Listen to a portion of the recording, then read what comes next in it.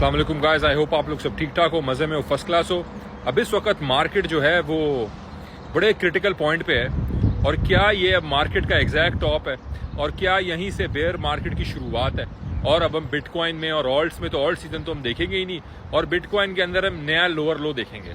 तो मैं बड़ा एक इंटरेस्टिंग चार्ट आप लोगों से शेयर करना चाह रहा हूँ, इसको ज़रा चेक करें। ये आप देखिए गोल्ड का शॉर्ट स्क्वीज, किस तरीके से गोल्ड जो है इसने पैटर्न बनाया, स्क्वीज किया और यहां से फाड़ के ऊपर गया, पैसा गोल्ड में आया।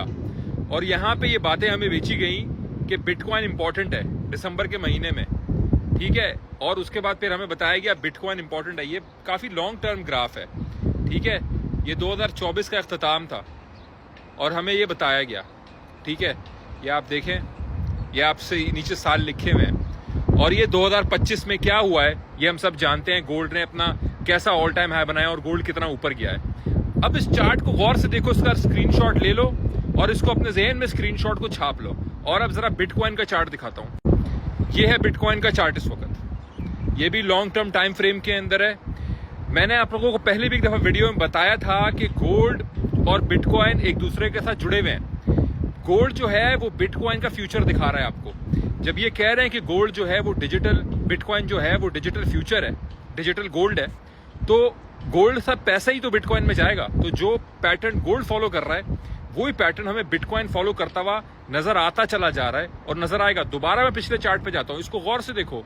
यहाँ पे बने हाईज लोज, फिर यहाँ हाई, और ये स्क्वीज पैटर्न है, उसको फाड़ के ऊपर गया गोल्ड।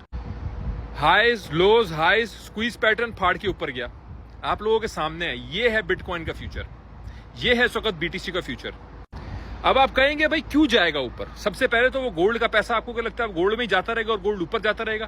पहले भी तो टॉप्स के बाद हमें बॉटम्स नजर आए हैं, टॉप्स के बाद हमें बॉटम नजर आया है इस स्क्वीज पे। अब इस बॉटम के बाद जब टॉप बना, ये स्क्वीज फटना है इंशाल्लाह। बिटकॉइन का स्क्वीज फटना है और उसकी सबसे बड़ी वजह क्या है?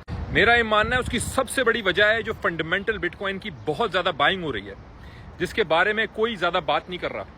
टोटल जो है वो महीने में, टोटल साल के अंदर जितना बिटकॉइन निकल के आ रहा है मार्केट में, महीने के अंदर इंस्टीट्यूशन उससे ज्यादा बिटकॉइन बाय कर रहे हैं महीने के अंदर। पिछले साल ब्लैक रॉक अकेले ने 0.5 मिलियन बिटकॉइन स्कूप अप किया है, 0.5 मिलियन।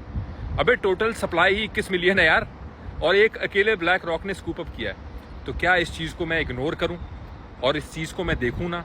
और जब मुझे चार्ट भी बता रहा है कि किस तरीके से गोल्ड को फॉलो कर सकता है बीटीसी, और आपको लगता है कि जब ये गोल्ड को बीटीसी फॉलो करेगा और ये चार्ट फाड़ के यहाँ से ऊपर जाएगा और बीटीसी यहाँ से पंप लेके ऊपर जाएगा, तो वो पैसा आपको लगता है ऑल्ट्स में नहीं आएगा?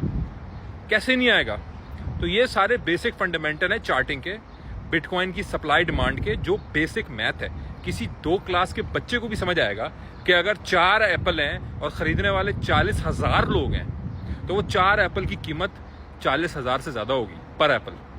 तो ये चीज आप समझने की कोशिश करें भाई। यहाँ पे सिंपल सप्लाई डिमांड गेम है, जिसको कोई देख नहीं रहा, कोई बात ही नहीं करना चाह रहा, इस तरफ कोई देखना ही नहीं चाह रहा। तो मेरे ख्याल से गेम अभी स्टार्ट हुई है, मामला भी शुरू हुआ है।